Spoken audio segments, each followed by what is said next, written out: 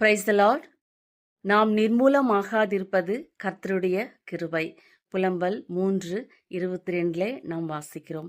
நான் நிற்பதும் நிர்மூலமாகாதிருப்பதும் கர்த்தருடைய சுத்த கிருபை.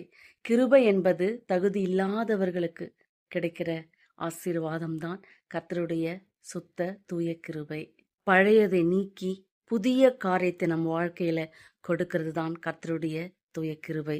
வாழ்க்கையில எதெல்லாம் தேவன் புதுப்பிக்கணும் அப்படின்னு நீங்க நினைக்கிற காரியங்கள் எதுவா இருந்தாலும், பலவீன நேரங்களில புது கிருபை, நம்மள சோர்ந்து போகிற நேரங்களில புது கிருபை, நம்முடைய ஆரோக்கியத்துல புது கிருபை, இழந்து தவிக்கும் பொழுது புது ஐஸ்வர்யம், மரண தருவாயில் போராடும் பொழுது புது ஜீவன், வியாதி பெருகி சாகிற நிலைமையில இருக்கும் பொழுது புது ஆரோக்கியம்.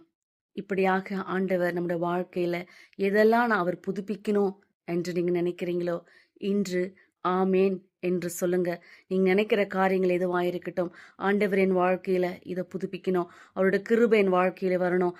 ஆரோக்கியமாகட்டும், பலவீனங்கள் ஆகட்டும், வேலை காரியமாகட்டும், குடும்ப காரியங்களாகட்டும், சோர்ந்து போகிற காரியங்களாகட்டும், இழப்புகளாகட்டும், மரண கட்டுகளாகட்டும், சாபங்களாகட்டும், எதுவா இருந்தாலும் அதை புதுப்பிக்கும்படி அவருடைய கிருபையை நம்முடைய வாழ்க்கையில ஒவ்வொரு நாளும் காலைதோறும் அவருடைய கிருபையினாலே நம்மை அவர் ஆசீர்வதிக்கிற தேவனாயிருக்கிறார்.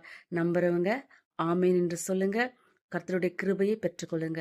கர்த்தர் தாமே உங்களை ஆசீர்வதிப்பார். God bless you all.